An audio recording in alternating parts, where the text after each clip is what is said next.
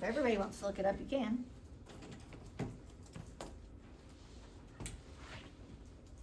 What is it? The spirit of time. Yeah, the spirit of this time.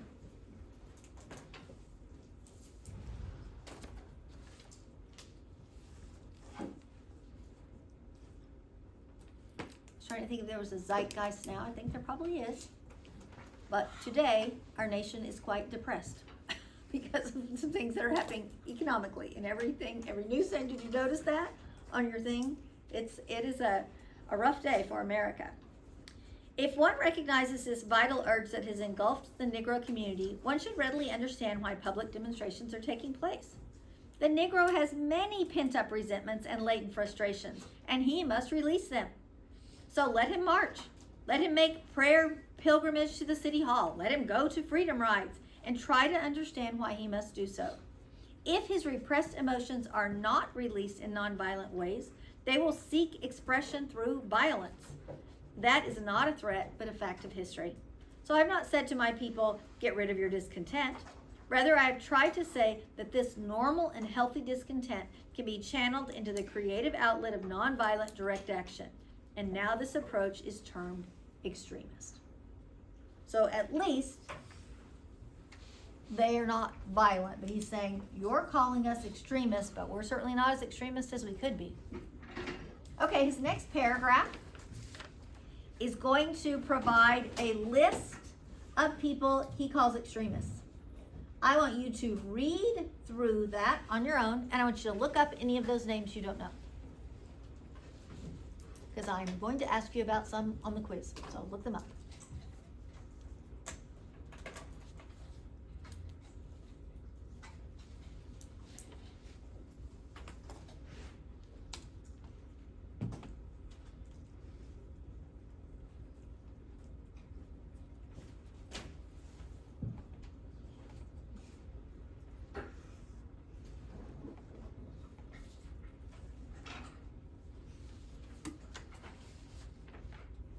Notice how he has a quote for each one.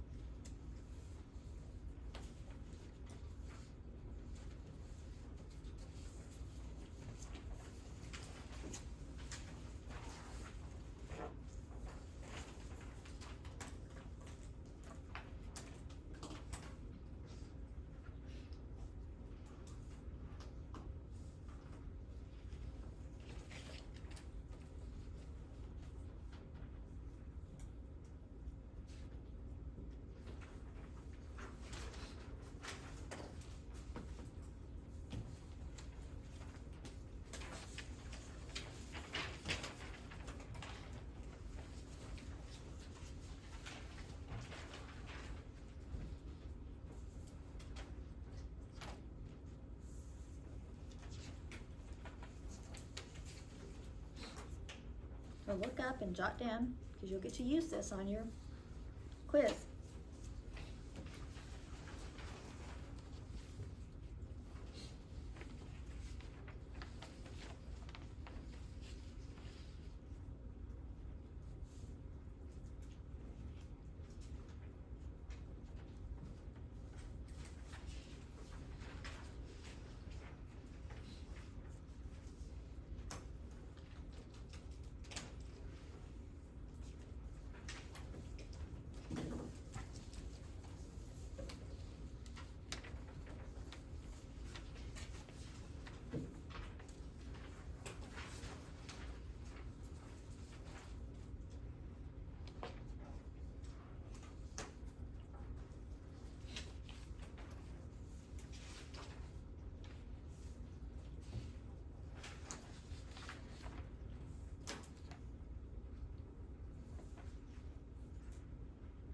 Okay, so for whom was Martin Luther King named?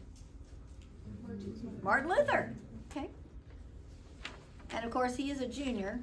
And I don't know if he was the third or fourth one in his family, but he's from a long line of preachers. Okay, so he's saying, okay, call me an extremist, right? Because I'm in pretty good company if all of these guys are extremists. When he did talk about, I want to make sure that you know this, he has all of those questions. And one of those questions, he talks about a dramatic scene on Calvary's Hill with 3 men being crucified. What is he talking about there? Yes, when Jesus is crucified and there are the 2 men on the crosses beside them. I wondered if you didn't know that already. And says they were all crucified for the same crime of extremism. 2 of them for extremists for immorality, because they were actually what? Murder. Yeah, murderer, a thief, so they were criminals, okay? And then they and thus fell below their environment. The other, Jesus, was an extremist for love, truth, goodness, and therefore above his environment. Perhaps the South, the nation, and the world are in dire need of creative extremists, he's saying. Like, maybe it's not so bad to be an extremist if these guys are extremists. Okay, I want you to read paragraphs 32 through 38 to yourself. That's the rest of the page and the top. And what I want you to do as you are reading is listen for his slight shift from white moderates to the other group he's disappointed for. Okay, so make sure you mark that. Who has disappointed him, and then how they have disappointed him. So I'll give you a few minutes to do this.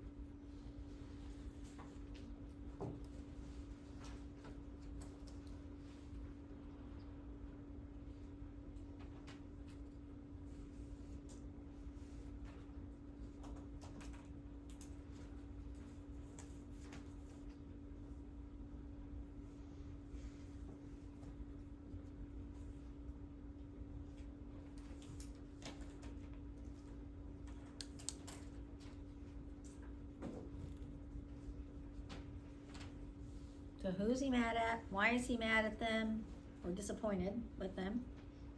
The church. Okay, so he's mad at the white church. Why is he disappointed with them? They haven't shown support. In fact, some of them have outright opposed him. Those who have supported them have said, you should follow what the law says because that's the law, not because that's the right and moral thing to do by your brother. So of course he's disappointed. Anybody see a really nice example of antithesis in those paragraphs?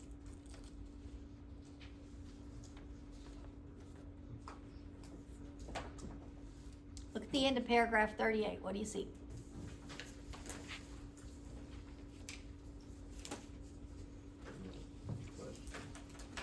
What's the antithesis there?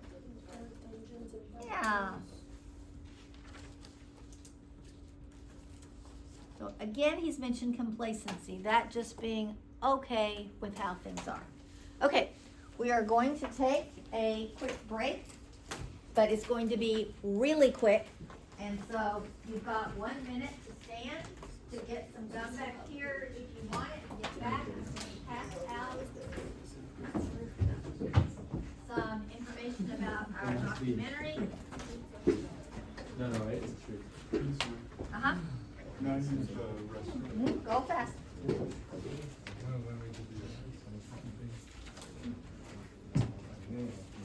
gonna get the peppermint gum we talked about it. What?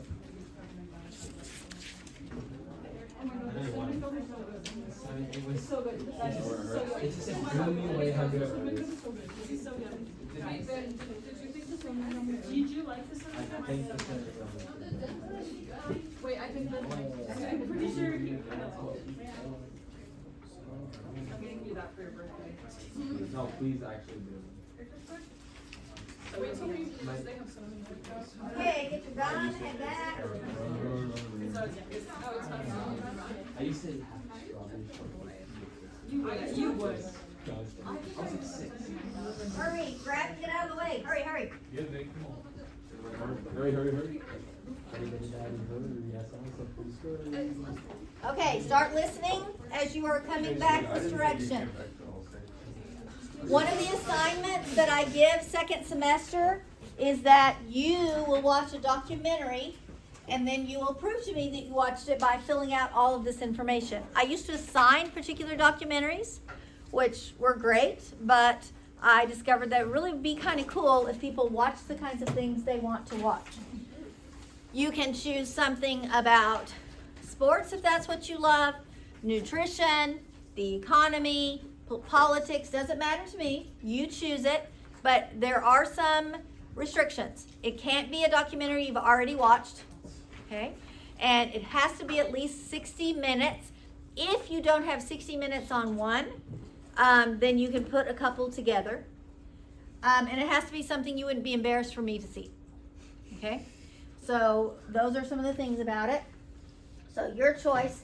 You can watch with a peer, but you cannot watch the same one.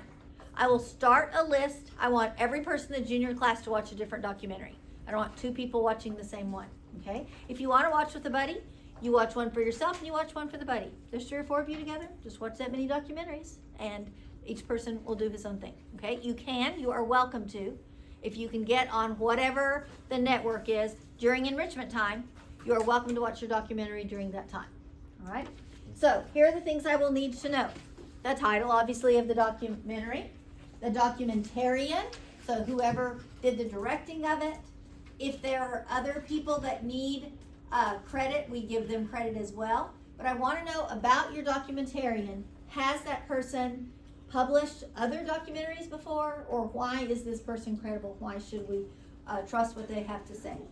I don't want you to, if you read that person's a conspiracy theorist, stay away from them, please. I want somebody that's really good. Does it have to be like one full documentary? I said it has to add up to 60 minutes. So if It it's could like be a series, it yeah. can be like a few episodes. Yeah. But that's okay. That's fine, as long as it adds up to 60 minutes. The year it was published, the media outlet like Netflix or whatever. You can't watch Netflix here at school unless you're on your own personal thing. But I think you can watch YouTube and some other things like that. I want to know, a good documentary is an argument. So you're just looking at a visual argument. And I want to know what kinds of evidence they use to make their claim. So you've got to figure out what's their primary claim or point in this, and how did they prove it? Did they quote authorities?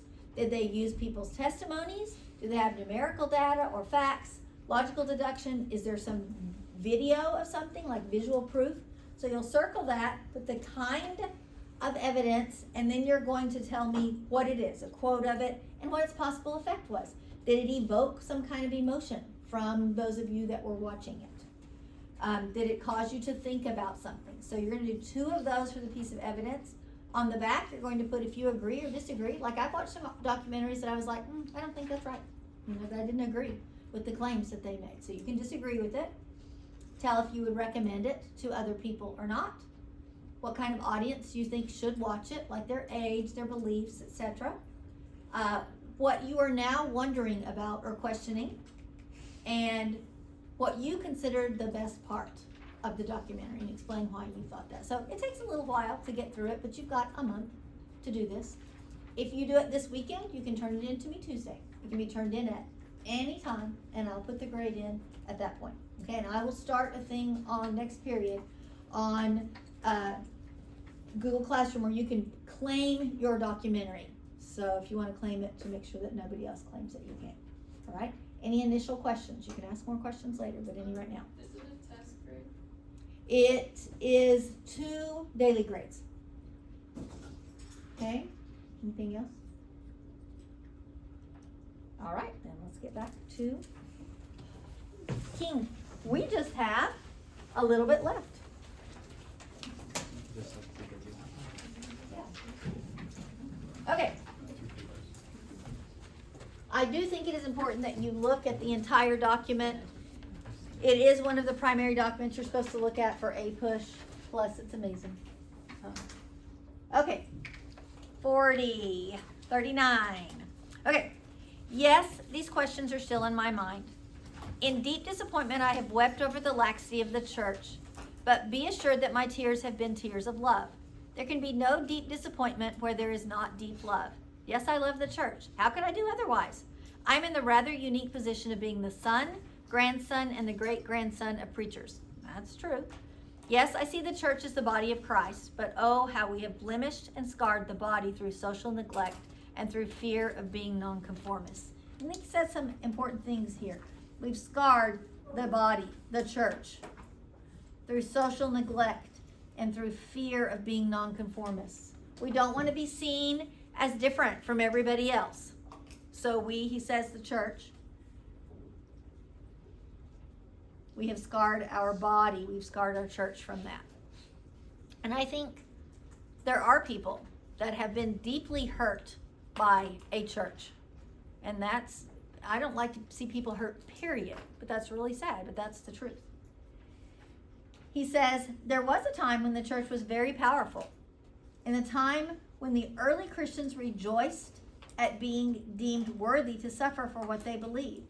In those days, the church was not merely a thermometer that recorded the ideas and principles of popular opinion. It was a thermostat that transformed the mores of society.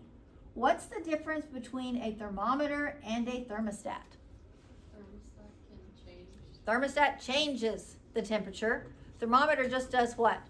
Measures the temperature. There was a time where the church put the heat on, or the cool on, or whatever. Okay? Whenever the early Christians entered a town, the people in power became disturbed and immediately sought to convict the Christians for being disturbers of the peace and outside agitators. Oh, exactly what he's been called. But the Christians pressed on in the conviction that they were a colony of heaven, called to obey God rather than man. Small in number, they were big in commitment. They were too God-intoxicated to be astronomically intimidated. By their effort and example, they brought an end to such ancient evils as infanticide and gladiatorial contests. Now we know, if we've seen Gladiators, and I have not seen the new one, and I will not watch it because I hate that kind of violence, but we know that Christians were tormented and, had to fight lions, bears, all kinds of terrible things that happened. But infanticide, of course, means what? Yeah, human sacrifice, which was a part of some ancient rituals, not Christian rituals. There were rumors that because Christians believed in the blood of Christ, and that when they took communion, the bread and body, that they were doing human sacrifice. And the history of the church I've seen, and I know some of you taken that class, I haven't seen any of that in the history of the church. Okay? And so he said, but because they were so committed, those things were ended by other religions, and eventually this was ended too. Okay, read the next 3 paragraphs, 41 through 43, to yourself. Pay attention to the supporters.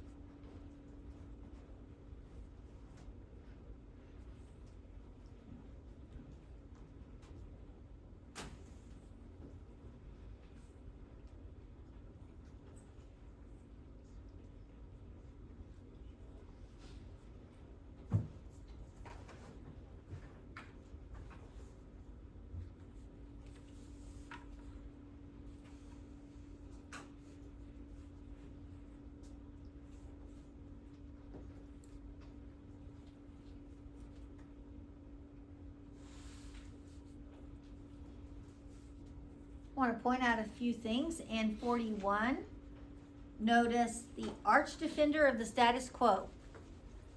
For Martin Luther King, the status quo is a terrible thing because it means segregation at the time. And then in 42, he gives a warning to the church. If the church doesn't make some changes, if it does not recapture the sacrificial spirit of the early church, he says it's going to lose out. It's going to lose its authenticity, and it will be like it's nothing more than a what? A social club. Yikes. Okay, that's not the purpose of a church. The purpose of a church is spiritual growth, not social club, socializing. Then he gives some examples, some really nice examples of some of the supporters, things they have done. Some been kicked out of their church. They've joined the freedom rides. They've been thrown in jail. They've been part of the demonstrations. And then there is another beautiful example of antithesis. What is it?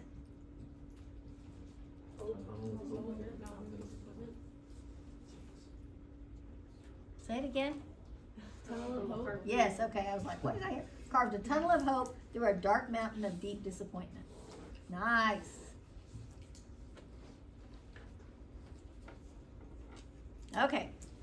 I hope the church as a whole will meet the challenge of this decisive hour. But even if the church does not come to the aid of justice, I have no despair about the future. I have no fear about the outcome of our struggle in Birmingham, even if our motives are at present misunderstood. We will reach the goal of freedom in Birmingham and all over the nation, because the goal of America is freedom. Abused and scorned though we may be, our destiny is tied up with America's destiny. Before the Pilgrims landed on Plymouth, we were here. Before the pen of Jefferson etched the majestic words of the Declaration of Independence across the pages of history, we were here.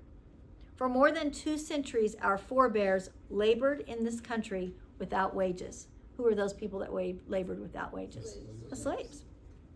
They made cotton king.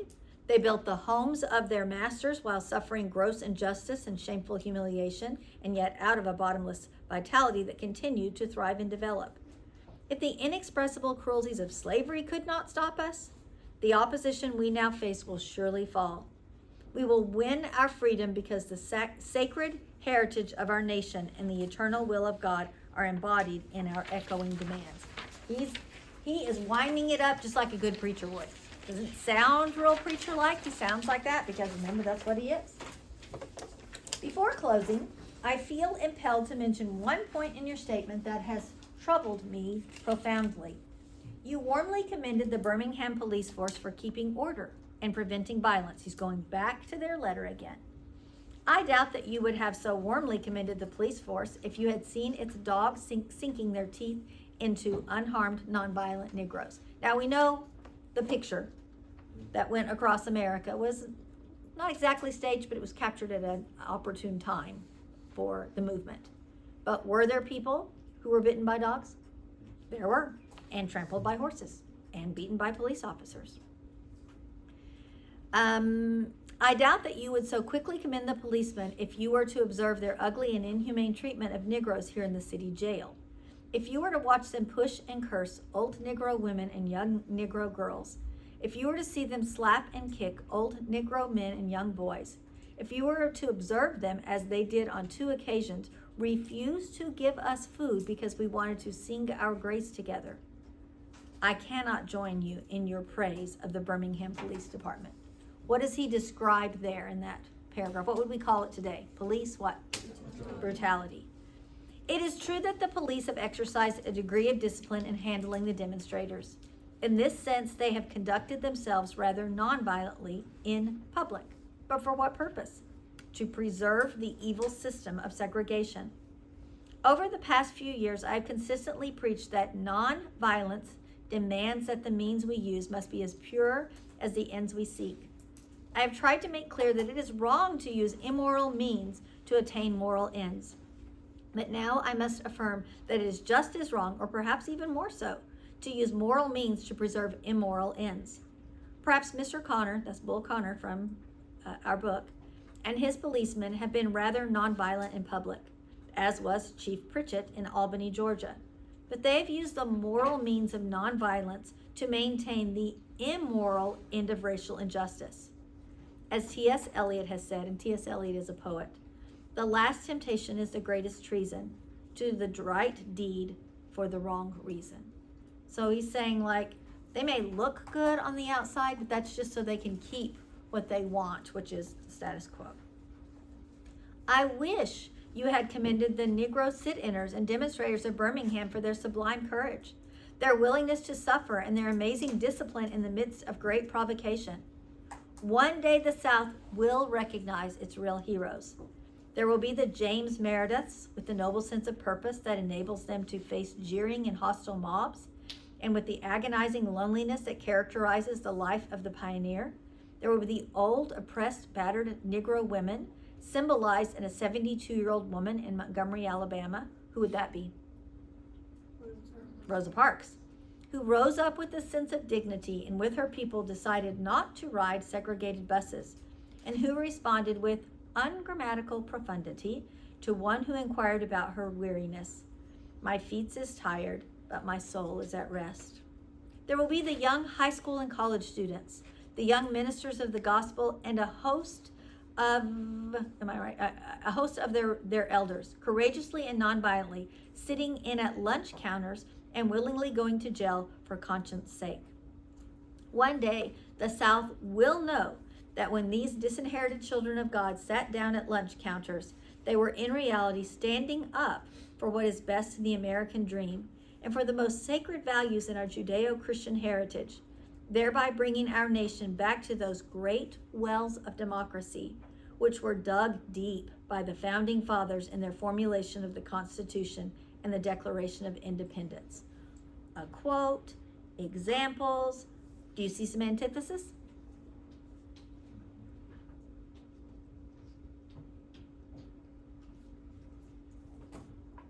standing up. They were sitting down, but they were standing up.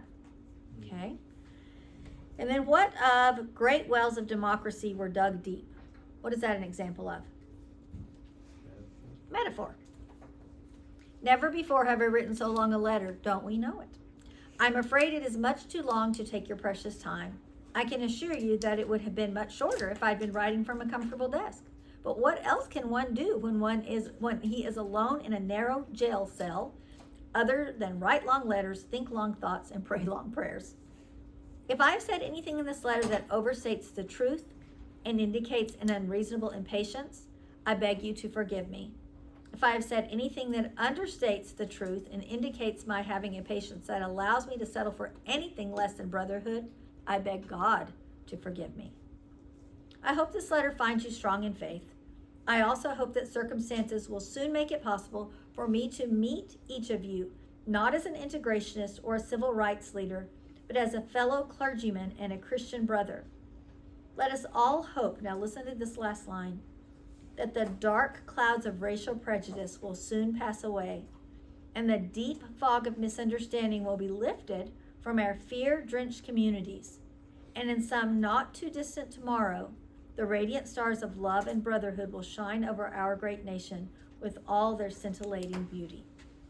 Yours for the cause of peace and brotherhood, Martin Luther King Jr. That last paragraph, very interestingly, deep fog, dark clouds, clear skies, all has to do with what? Weather. Okay. Do you have any questions? Is there anything that does not make sense? I know originally you said that there'd be one question over the original letter sent Yes. by the church leaders. Should we review that? Like, is that question like really in depth? It is not in depth. Okay. If you've read it, you know it. Okay. Is the test quiz today? We're going to do it today. It's fresh on our mind. We have 20 minutes left. That's plenty of time. Is it? Some. And some short answer. And some short essay. I did put it Tuesday, but I'm going to tell you, you want to take it now. Because 2/3 of the questions are on what we talked about today. And while it's on your mind, you want to take it and get it over with. Okay? The only way you can get out of it is if you miss class and you haven't watched the videos. Otherwise, get it out of the way. Okay? You'll be fine. Paying attention. I was gonna like. Okay, you cannot have anything on your desk except a pen. So if you have a digital device, close it or put it away. And of course, you have your letter. It's an open letter. That was so funny. Pass them back again, please. Now, will you? That's okay. You have one. She gave me only one. So. Take